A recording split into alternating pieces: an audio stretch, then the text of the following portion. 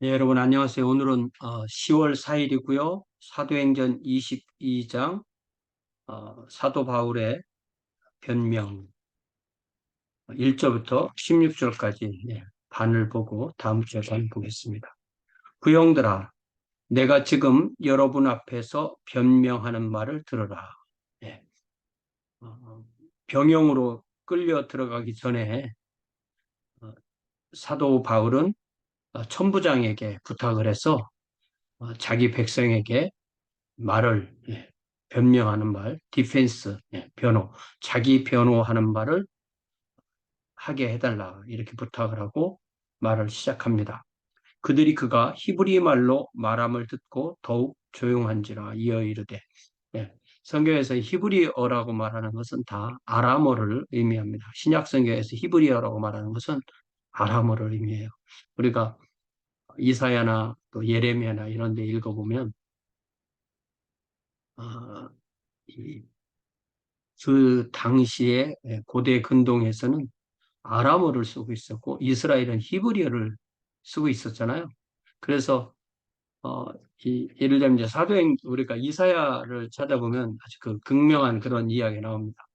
이사야 36장에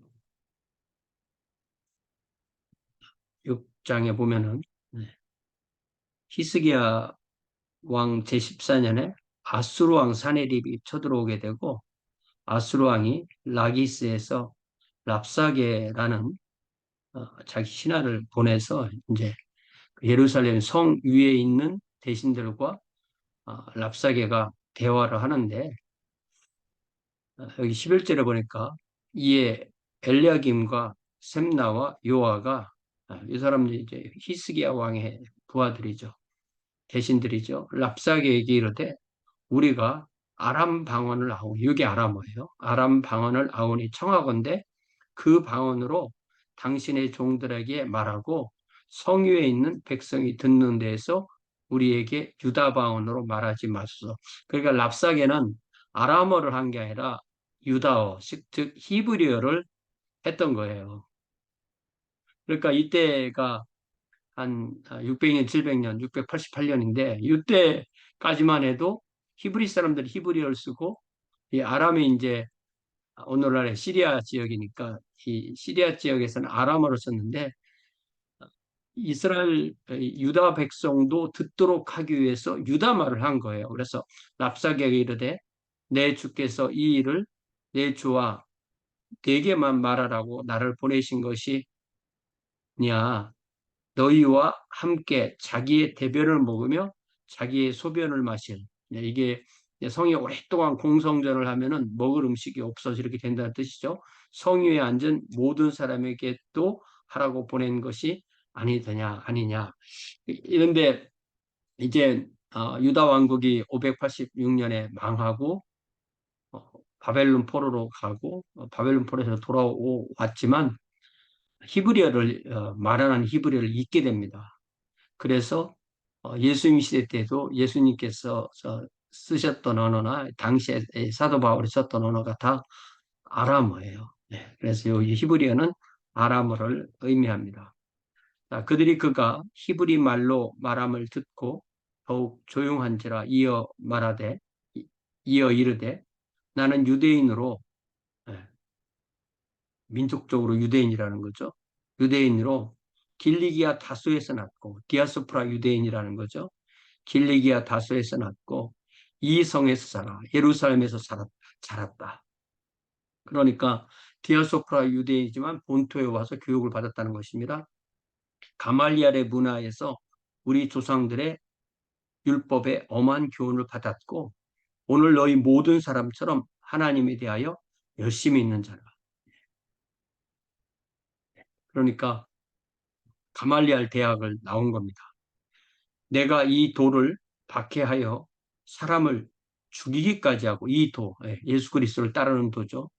어, 죽이기까지 하고 남녀를 결박하여 옥에 넘겼노니 먼저는 예루살렘에서 그 다음 유대에서 그 다음에 이제 외국 도시까지 가서 그렇게 한 거죠. 이에 대제사장과 모든 장로들이 내 증인이라 또 내가 그들에게서 다메섹 형제들에게 가는 공문을 받아가지고 거기 있는 자들도 결박하여 예루살렘으로 끌어다가 형벌받게 하려고 가더니 예, 자기도 나도 여러분과 똑같은 입장이었다. 그 이야기를 이렇게 하는 거죠. 증인은 바로 대제사장들과 모든 장로들이 내 증인이다 이렇게 말합니다. 가는 중 다메섹에 가까이 갔을 때 오정쯤 돼요. 후련히 하늘로부터 큰 빛이 나를 둘러 비치매 사도행전 9장에서는 누가가 객관적으로 기록한 거고요.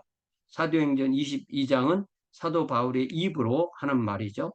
내가 땅에 엎드려져 들으니 소리써 이르되 사울아 사울아 네가 왜 나를 박해하느냐 하시거늘. 사울은 유대식 이름인 거죠. 그리고 바울이 폴이 이제 그리스식 이름인 겁니다. 그래서 사울이 예수님을 만나고 사울이 바울이 돼. 이건 틀린 말이에요. 사울이 바울이라는 이름을 다시 쓰기 시작한 것은 1차 선교회 13장에 나가면서부터 쓰기 시작한 겁니다. 내가 대답하되 주님 누구시니까 하니 이르시되 나는 내가 박해하는 나사렛 예수라. 그러니까 이 다메섹 도상이 사도 바울에게는 예수님을 만난 자리인 거예요. 예수님을 만난 그 시간과 공간. 예. 그러니까 사도 바울의 삶이 통째로 송두리째 변하게 된 그 자리인 것입니다. 나와 함께 있는 사람들은 빛은 보면서도 나에게 말씀하신 이의 소리는 듣지 못하더라. 이 소리가 말이고 말이 하나님이시고 우리가 하나님을 만난다는 것은 하나님의 말씀을 듣는다는 것입니다. 똑같은 말씀을 읽고 똑같은 말씀을 들어도 그 말씀이 들리는 사람이 하나님을 만나게 되는 거죠. 내가 이르되 주님 무엇을 하리이까? 주께서 이르시되 일어나 다메섹으로 들어가라. 네가 해야 할 모든 것을 거기서 누가 이르리라 하시거늘 나는 그 빛의 광채로 말미암아 볼 수 없게 되었으므로 나와 함께 있는 사람들의 손에 끌려 다메섹에 들어갔노라. 이제는 거의 모든 것을 다른 사람의 의지에 아무것도 볼 수가 없으니까 그런 입장이에요. 자, 12절에 율법에 따라 경건한 사람으로 거기 사는 모든 유대인들에게 칭찬을 듣는 아나니아라 하는 이가 있으니 예. 아나니아에게 주님께서 말씀하신 거죠. 그가 이제 내게 와 곁에 서서 말하되 형제 사울아 다시 보라 하거늘 즉시 그를 쳐다 보았노라.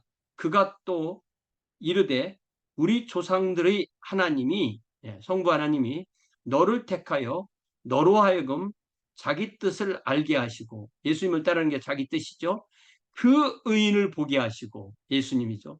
그 의인을 다메섹 도상에서 보게 하시고 그 입에서 나오는 음성을 듣게 하셨으니 예수님을 보고 예수님을 만나고 예수님의 음성을 듣게 하셨으니 네가 그를 위하여 모든 사람 앞에서 내가 보고 들은 것에 증인이 되리라. 네, 네. 그러니까 사도 바울은 예수 그리스도를 따르는 사람들을 그리고 예수 그리스도를 박해하던 입장에서 예수 그리스도를 증언하는 증인이 된 것입니다. 이제는 왜 주저하느냐? 일어나 주의 이름을 불러 침례를 받고 너의 죄를 씻으라 하더라. 이걸 우리가 사도행전 9장에서 다시 한번 읽어볼게요.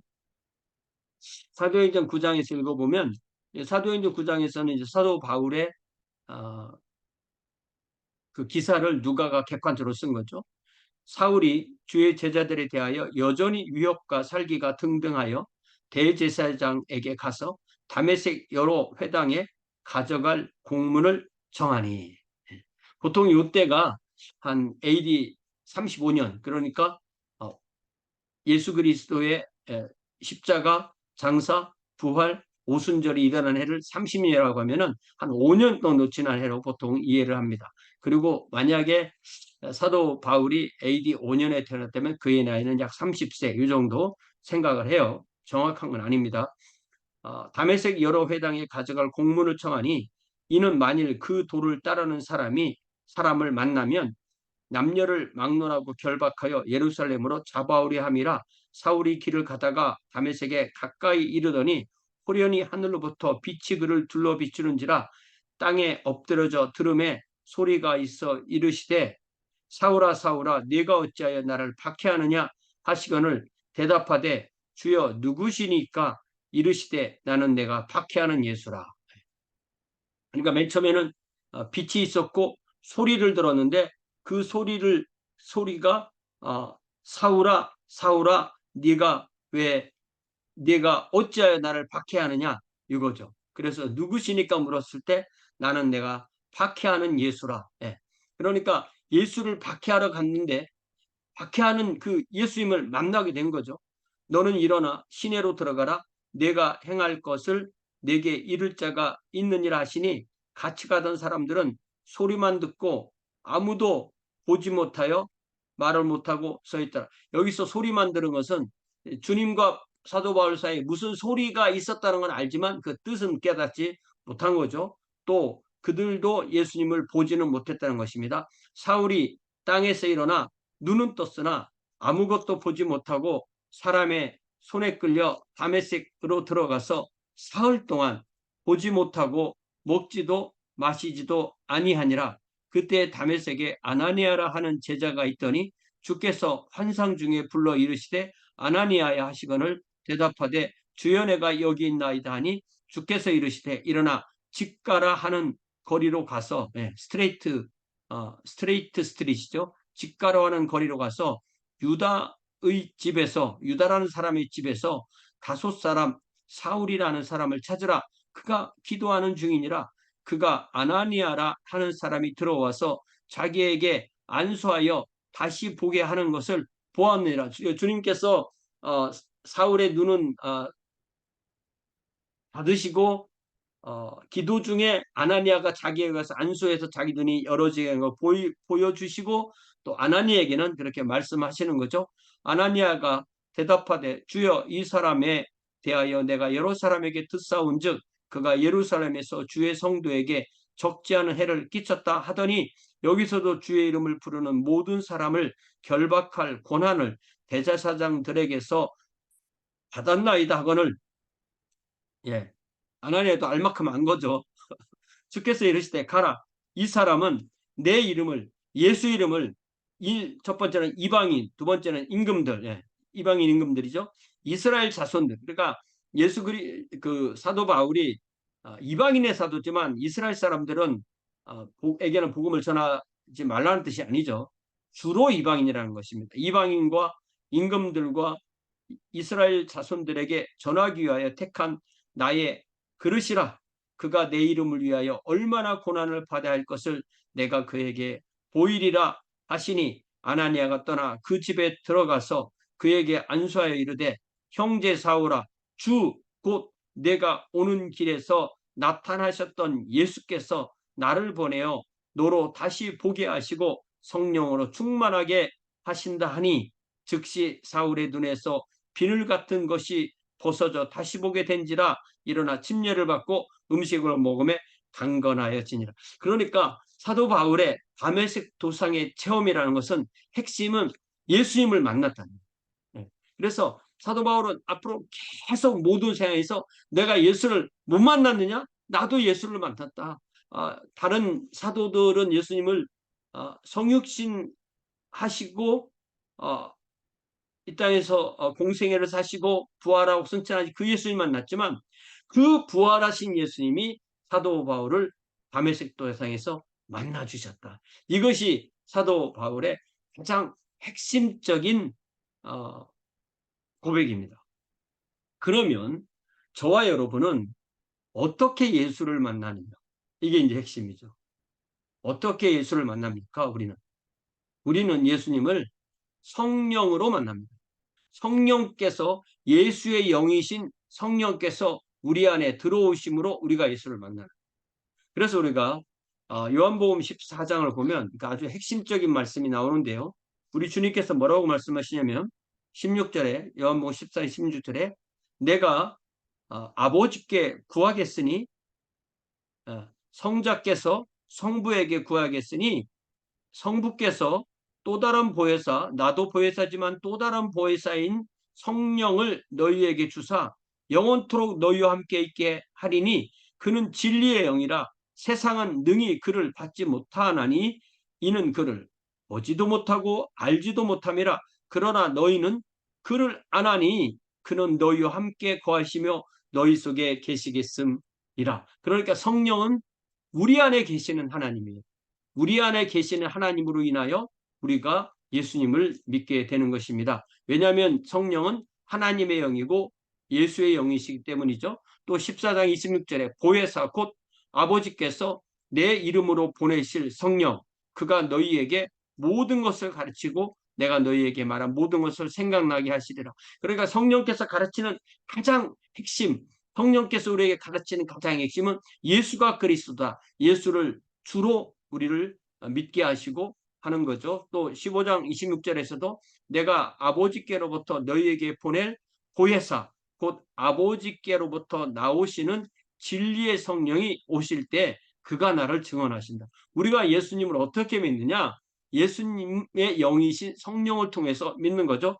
또다시 16장 7절에 그러나 내가 너희에게 실상을 말하노니 내가 떠나가는 것이 너희에게 유익하니라. 우리 주님께서 이 땅의 사역을 다 마치시고 십자가에서 대속의 피를 흘리시고 장사되시고 음부에 가시고 부활하시고 승천하시면서 성령을 보내주시면 내가 떠나가는 것이 너희에게 유익인데 내가 떠나가지 아니하면 보혜사가 너희에게로 오시지 아니할 것이고 가면 내가 그를 너희에게 보내리니. 그러니까 성령님이 오셔서 우리에게 하시는 일이 세 가지가 있는데 첫 번째는 죄를 깨닫게 하시고 의를 깨닫게 하시고 심판을 깨닫게 하신다는 거죠. 그가 와서 죄에 대하여 의에 대하여 심판에 대하여 세상을 책망하시리라. 죄에 대하여라면 그들이 나를 믿지 아니하며 네. 하나님이 보내신 메시아를 믿지 않는 것이 죄라는 것을 깨닫게 하시고 의에 대하여라면 내가 예수 아버지께로 가니 너희가 다시 나를 보지 못하며 의이신 예수님께서 복음을 완성하시는데 그 의이신 예수님을 우리가 성령으로 보고 믿게 하시는 것이고 심판에 대하여라면 이 세상 임금이 심판을 받았습니다.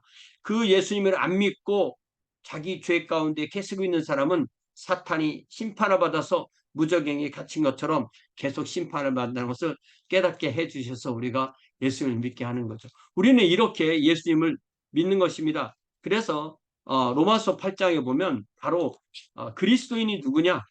그리스도인의 정의를 어떻게 내리냐면 그리스도의 정의를 어떻게 내리느냐면 11절에 예수를 죽은 자 가운데서 살리신 이 성부 하나님이죠. 그분의 영, 성령 하나님이죠. 그분의 영이 너희 안에 거하시면 그리스도 예수를 죽은 자 가운데서 살리시니 성부 하나님이 너희 안에 거하시는 그의 영 성령으로 말미암아 너희 죽을 몸도 살리시리라. 자, 그래서 14절에 무릇 하나님의 영으로 인도함을 받는 그 사람들이 곧 하나님의 아들인데 너희는 다시 무서워하는 종의 영을 받지 아니하고 양자의 영을 받았으므로 너희가 아빠 아버지라 부르느니라. 자, 16절의 핵심입니다. 성령이 친히 우리 영으로 더불어 우리에게 영이 있는데 그 영에게 가르쳐 주시는 분이 성령님인데 그래서 우리가 하나님의 영인 것을 증언하시는데 그러니까 성령도 우리가 하나님의 자녀라는 것을 가르쳐 주고 우리 영도 그렇게 확신한다는 것입니다. 그래서 우리는 하나님의 자녀가 됐고 아브라함에게 약속하신 그 유업을 상속하게 됐고 그래서 하나님의 상속자고 그리스도와 함께한 상속자고 그래서 우리가 그로부터 영광도 받고 미래에 그리고 현재는 고난을 받는다 그렇게 되어 있어요. 그래서 우리가 예수를 믿는다는 것은 예수의 영이 우리 안에 있는 것인데 예수의 영이 우리 안에 있다는 것은 고린도후서 13장 5절처럼 너희는 믿음 안에 있는가? 너희 자신을 시험하고 너희 자신을 확증하라. 예수 그리스도께서 너희 안에 계신 줄을 너희가 스스로 알지 못하느냐? 그렇지 않으면 너희는 버림받은 자니라. 예수님께서 우리 안에 계시다는 것은 우리가 예수님을 생각하고 예수님께 기도하고 예수님께 말씀드리면 예수님이 나의 주님이십니다. 오 예수님 사랑합니다. 이렇게 우리 마음에 있고 우리 입으로 고백하고 하는 게 이게 바로 우리 마음에 있는 그 확증이죠. 예수님을 얘기하면 거부 반응이 오고 역겹고 싫으면 그건 구원받는 사람이 아닌 거죠. 구원받은 사람은 예수 양이 우리에 있기 때문에 우리가 예수님에 대해서 예수님을 성자 하나님으로 삼일체 하나님으로 또 그렇게 믿고 따르게 되고 기회가 있을 때마다 고백하는 것입니다. 사도 바울이 다메섹 도상에서 예수 그리스도를 만난 것처럼 우리도 우리의 생애 어느 한 순간에 어떤 장소에서 예수님을 나의 구주와 주님으로 만나고 믿고 회개하고 고백하고 따르는 그 사람이 바로 하나님의 증인으로서의 삶을 살게 되는 것입니다. 저와 여러분에게 이러한 증인으로서의 삶을 살게 하신 우리 주님께 다시 한번 감사드립니다. 사랑의 아버지 하나님, 사울에게 핍박자 사울에게 다메섹 도상에서 친히 찾으셔서 만나 주신 것처럼 주님 우리에게도 성령님을 통하여 만나 주셔서 우리를 하나님의 자녀로 하나님의 왕국 백성으로 삼아 주시니 참으로 감사합니다. 우리가 언제나 어디서나 우리 주 예수 그리스도를 드러내는 그런 증인으로 그런 제사장으로 살도록 복 내려 주시옵소서. 예수님의 이름으로 기도하옵나이다. 아멘. 네, 고맙습니다. 돌아오는 10월 8일 주일이죠. 10월 8일 주일에 우리 함께 예배하고 또한 은혜를 나누겠습니다. 고맙습니다.